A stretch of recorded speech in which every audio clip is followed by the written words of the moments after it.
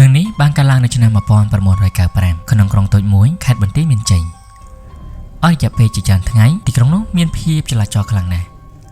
រៀងរាល់យប់មានបរិសុទ្ធមួយចំនួនបានបាត់ខ្លួនចេញពីផ្ទះដោយអាចកំបាំងពេលឮដំណឹងនេះអ្នកសារព័ត៌មានម្នាក់ឈ្មោះថាបូណាបានធ្វើដំណើរទៅដល់ទីក្រុងនោះពេលនោះប្រហែលជាម៉ោង 6 ល្ងាចប៉ុន្តែប្រជាជនក្រុងវិញកំពុងតែបិទហាងគ្រប់គ្នាហើយប្រញាប់ប្រញាល់ត្រឡប់ទៅផ្ទះរបស់ពួកគេបូណាបានសង្កេតឃើញថានៅមុខផ្ទះគ្រប់គ្នានឹងមានសរសេរពាក្យមួយថា Masha Shone ដែលមានន័យថាគ្មានមនុស្សតើអ្វីកំពុងតែកើតឡើងក្នុងទីក្រុងនេះព្រះសង្ឃនោះបានប្រាប់គាត់ថាមានខ្មោចស្រីពាក់អាវក្រហមម្នាក់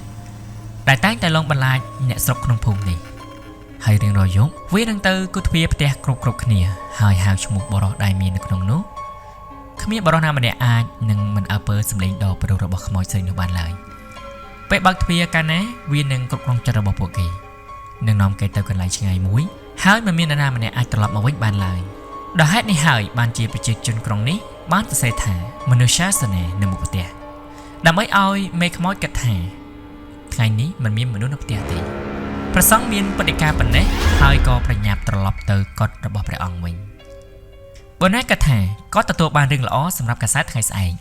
ប៉ុន្តែពេលគាត់ទៅមុខបន្តិចម៉ូតូរបស់គាត់បានបែកកង់ហើយមនុស្សទាំងអស់បានចូលផ្ទះរបស់ពួកគេអស់ហើយភ្លាមបូណាមានអារម្មណ៍ថាមាននរណាម្នាក់នៅជុំវិញគាត់ហើយគាត់បានរុញម៉ូតូទៅមុខយ៉ាងលឿនភ្លាមនោះមានសំឡេងផ្អែមមួយហៅឈ្មោះគាត់ថាបូណាគាត់បានងាកទៅមើលកញ្ចក់ម៉ូតូ